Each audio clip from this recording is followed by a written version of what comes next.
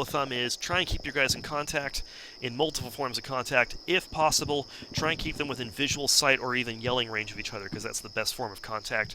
The information sharing will be the fastest. Alright, so now that we've gotten through some of the spotting, the night vision systems, and the communication links, we're going to go with fire support. We're going to actually blow some stuff up. So we're going to move all of our forward observer teams up into the towers. Forward observer teams and air controller teams are probably the most important units you have in the game. They are the most valuable. They are signified by the binocular icon. You never want to use these guys as frontline infantry. You always want to jealously protect them. They are meant to be bringing in fire support, not to be shooting at stuff. So I recommend, in almost all cases, you want to give these guys a circular cover arc, a short one. You only want them to defend themselves if absolutely necessary. You want other units to do their fighting for them, because you want them to be observing things and calling in fire support, not getting themselves shot.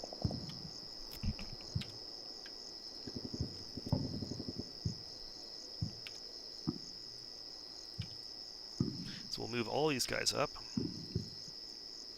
Let a turn go by. Alright, so now they're up. They spotted a bunch of targets. We're going to call in some mortars first. So back here we got some mortars set up. Or they're not quite set up, we actually need to set them up. We got a mortar section back here with some Humvees carrying ammo. So, fun fact.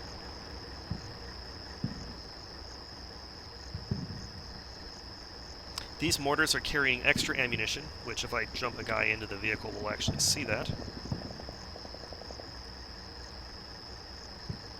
We'll just demonstrate that really quickly. Alright, so this mortar, notice it's green ammo, which means it's all for acquiring. You notice we're carrying some extra 120mm mortar ammo here.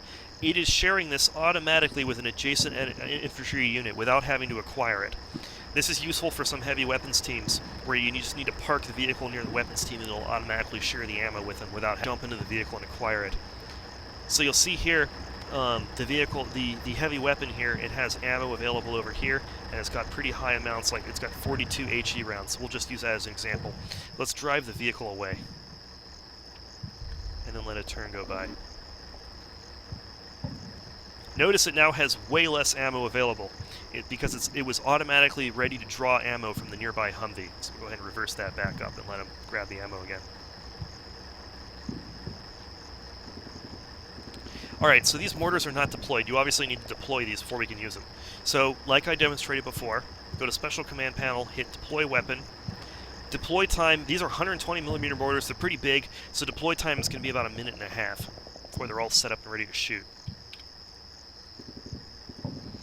So we're going to go ahead and just let the turns go by while they set up. Alright, so now they're set up. You can actually see the mortar. And it's pointing the wrong way, so let's get them pointing the right way. There we go.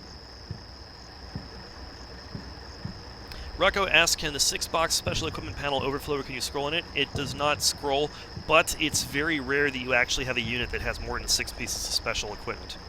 It's not very common. You can also still see stuff they have in other parts of the UI. And you can actually see the soldiers carrying most of it. The ammo sharing between vehicles should be in all version 3.0 World War II games, I think. Pretty sure about that. Okay, anyway, so let's do a fire mission with these on-map mortars. By the way, mortars are the only indirect fire asset that can be off-map or on-map. The rest of them are just off-map. You can't see them in the game. Their rounds arrive from the sky. Mortars can be on-map in Black Sea. An on-map mortar has some advantages and some disadvantages. It typically has a little bit less ammo. It's also vulnerable to being killed by enemy units, which is probably the big vulnerability. If the enemy can find it, you can kill it. You can also use them in direct fire, which means they're way more accurate and they can engage a lot faster since they don't have to go through the call for fire process. But if they get spotted by the enemy, they're probably going to get wiped out.